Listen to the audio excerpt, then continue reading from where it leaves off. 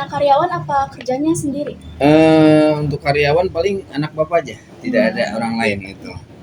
Paling Jam. untuk installing, untuk servis dan lain sebagainya. Nanti kalau misalkan model seperti ini kan, ini banyak install-installan yang perlu dikerjakan. Ini paling kalau misalkan begitu banyak, ini paling anak yang turun tangan untuk membantu. Kalau jam kerja di sini ini beroperasinya jam berapa gitu? Untuk operasi ya, Iya. yaitu sekitar jam 9 pagi, paling pagi ya. Iya. Kalau misalkan agak banyak kerjaan juga mulai dari jam 10 sampai jam 9 malam gitu operasinya. Menurut Bapak yang menjadikan keunggulan dalam usaha ini itu apa? Keunggulannya yang pertama, yang menjadi keunggulan Bapak paling yang pertama di pelayanan purna jual, yaitu laptop second. Jadi kalau yang baru kan lumayan, masyarakat Karangtanjung tahu sendiri mintanya yang agak sedikit murah tapi kualitas bagus gitu. Makanya disediakan model seperti XP, Core i5 ya. Jadi purna jual aja dan servis di alat-alat bangsa laptop sama PC aja. Itu aja keunggulannya. Maaf, kalau kelemahan dalam usaha ini apa?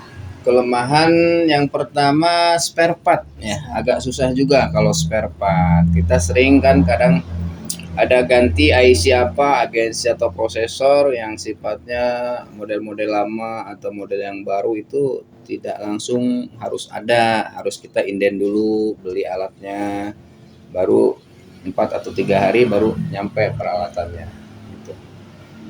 Kalau peluang yang dapat dimanfaatkannya apa ya? Peluang untuk saat ini paling pangsa pasar yang ada di sekitaran lingkungan Karangtanjung aja, model kantoran, kemudian sekolah ya, dan juga mahasiswa yang membutuhkan perangkat laptop yang murah meriah tapi berkualitas. Itu aja mungkin jawabannya. Sudah cukup. Alhamdulillah. Makasih Bapak. Assalamualaikum warahmatullahi wabarakatuh. Saya di sini akan menceritakan perjalanan ketika saya dan kelompok saya akan mewawancarai suatu perusahaan. Yang pertama, awal memilih tempat. Senin 23 Februari 2025, SMKN 2 Pandeglang mengadakan P5 dengan tema UMKM. Murid-murid mendapatkan tugas wawancara perusahaan sesuai dengan jurusannya. Saya dengan kelompok saya sudah mempersiapkan 3 perusahaan yang akan kami wawancara. Tetapi ternyata dari 2 perusahaan yang kita pilih tidak di-ACC oleh koordinator. Pada akhirnya kami harus mencari 2 perusahaan lagi. Setelah kita mendapatkan 2 perusahaan lagi, ternyata 1 perusahaan sudah dipilih oleh kelompok lain. Sebelum itu, aku akan memberitahu perusahaan apa saja yang kita pilih. Yang pertama, Counter di Karangtanjung. Yang kedua, Warnet di Cikole. Yang ketiga, voucher WiFi di rumah Pak Yogi. 2 perusahaan yang tidak di-ACC adalah Counter di Karangtanjung dan voucher WiFi di rumah Pak Yogi.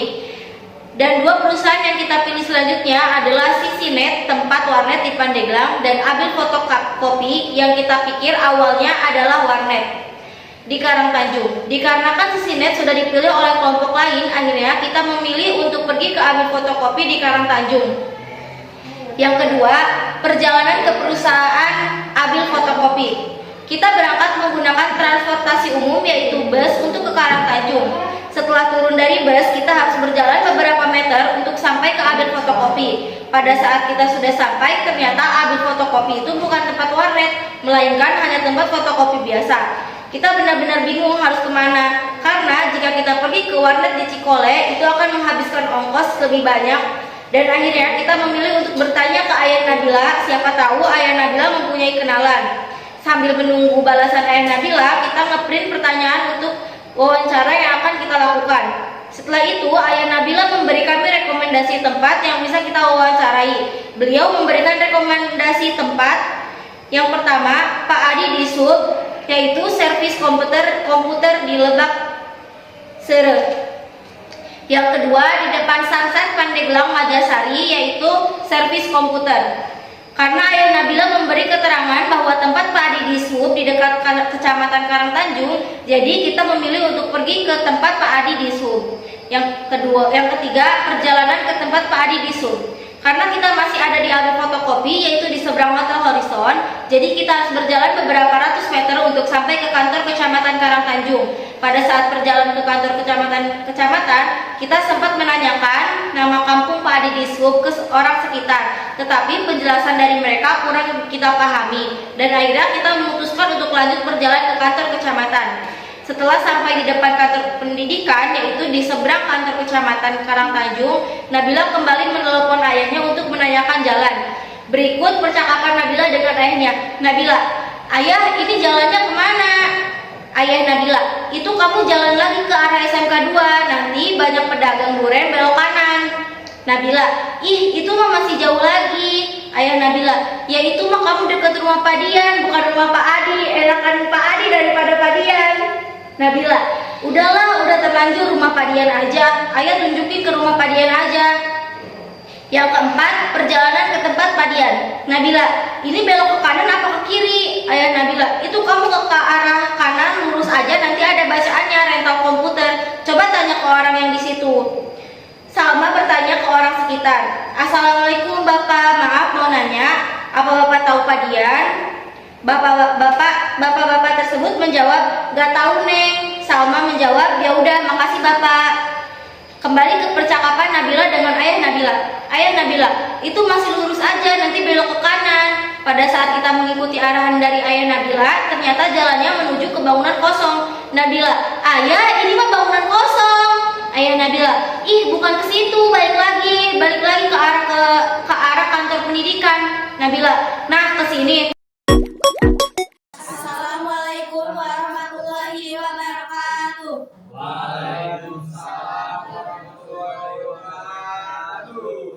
Berdirinya kami di sini ingin mempresentasikan hasil tugas wawancara kami di perusahaan Fikri Komputer di Kampung Karangtanjung, Jalan Raya Lintas Timur nomor 3. Sekarang saya bakal membacakan atau kami akan membacakan jawaban serta pertanyaan serta jawabannya. Yang pertama, kapan usaha ini mulai didirikan? Yang jawabannya, Fikri Komputer berdiri sejak 2001. Siapa saja pengelola usaha ini pada awal pendirian? Aan Andriana dan Fikri, yaitu anak dari Aan Andriana. Di manakah alamat usaha ini? Kampung Karangtanjung, Jalan Raya Lintas Timur nomor 3. Struktur organisasi. Berapa jumlah karyawan usaha di sini? Tidak memiliki karyawan. Bagaimana jam kerja dari usaha ini? Dimulai dari jam 9 pagi hingga pukul 9 malam. Bagaimana sistem penggajian karyawan? Tidak menggaji karyawan karena tidak memiliki karyawan. Sistem keuangan penjualan. Bagaimana kondisi setelah pandemi dan pasca pandemi? Apakah banyak pengunjung konsumen? Setelah pandemi, banyak secara offline seperti seminar, workshop, dan pameran kembali diadakan, sehingga ada kebutuhan rental komputer untuk keperluan event. Rival bisnis pesaing. Apa strategi dan rencana usaha untuk menang persaingan? 1. Target pasar yang tepat, fokus ke perusahaan, games, pelajar, paket rental yang fleksibel, perangkat yang berkualitas, melakukan pemeliharaan rutin.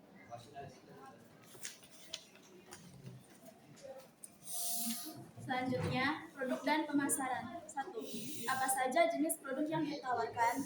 Beliau menawarkan jasa rental komputer, servis komputer, dan menjual komputer second. Apakah ada inovasi produk dari tahun ke tahun?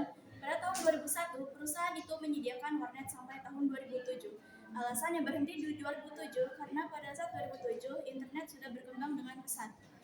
3. Apa produk unggulan yang dijual? Rentalan komputer. Bagaimana kualitas produk yang Anda tawarkan?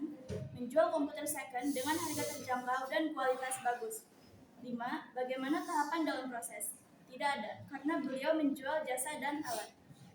Yang keenam, berapa harga yang ditawarkan dari produk ini? Kisaran 100 sampai 500 ribu untuk rental komputer dan untuk servis komputer tergantung pada kerusakan.